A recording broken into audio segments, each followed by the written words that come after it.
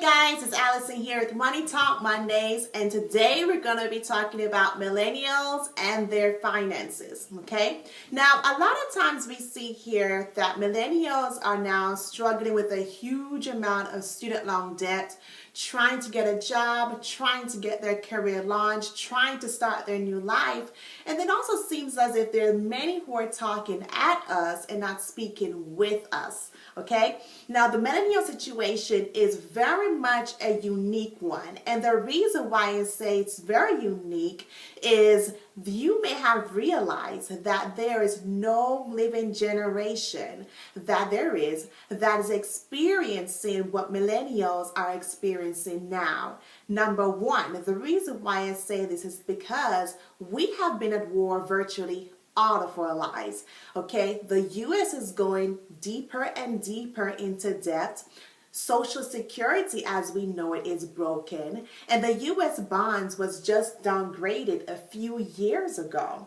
Okay, our generation, yes, it's far more technologically advanced than any other generation. However, many of us are still needing assistance from our parents, or our parents are starting to move in with us because they're now needing assistance.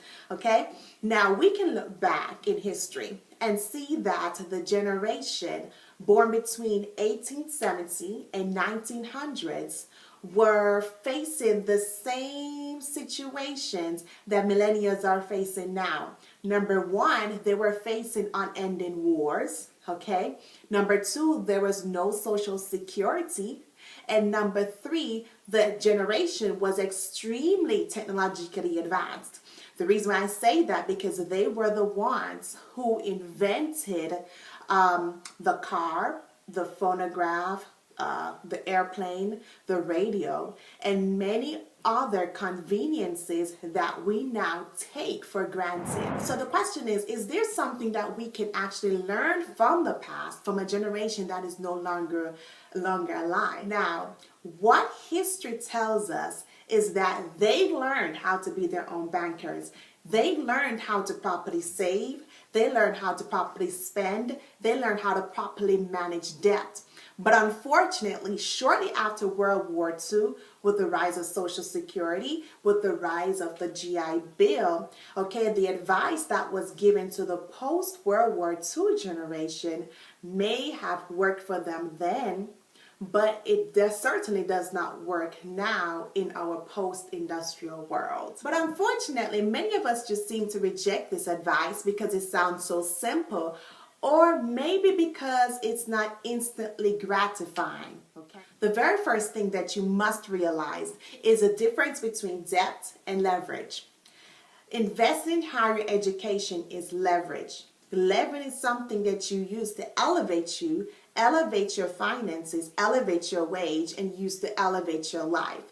So then what is debt? Debt is like using your credit card to purchase food, coffee, earbuds, other consumer items, paying interest on things that you consume today, but will be paying on for years to come.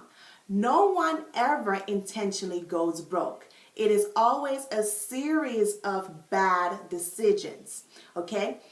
It's usually not the big ticket items that causes someone to go into financial distress. It is a series of impulse buying, of purchasing. It's usually a series of impulse buying. But unfortunately, many just seem to reject this advice because it sounds so simple, or maybe because it doesn't provide instant gratification. The very first thing that you must realize is the difference between debt and leverage, okay? Leverage, investing in higher education is leverage. Leverage is something that you use to elevate your wages, and elevate your life. So then what is debt? Debt is using your credit cards to purchase food, coffee, earbuds, or other consumer items, paying interest on things that you consume today and what you'll be paying on for years to come. Now, no one ever intentionally goes broke. It is always a series of bad decisions. It's usually not the big ticket items that causes someone to go into financial distress. It is a series of impulse buying, okay, of purchases that are needed to satisfy one's emotions, or maybe to make them feel a certain way, or maybe it helps them to project a certain image that they want to project. In any case, it is always the little purchases, usually with your credit card or with a personal loan or a personal line of credit, that sends people into a serious financial distress.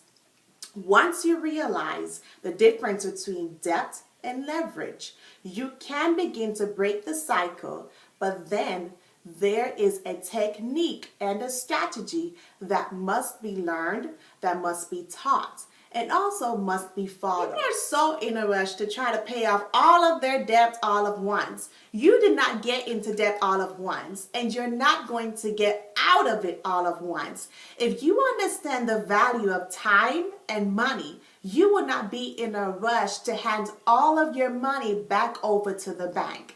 Now, we're not saying not to pay your bills. You have to pay your bills because you have a moral obligation to pay off that which you borrowed.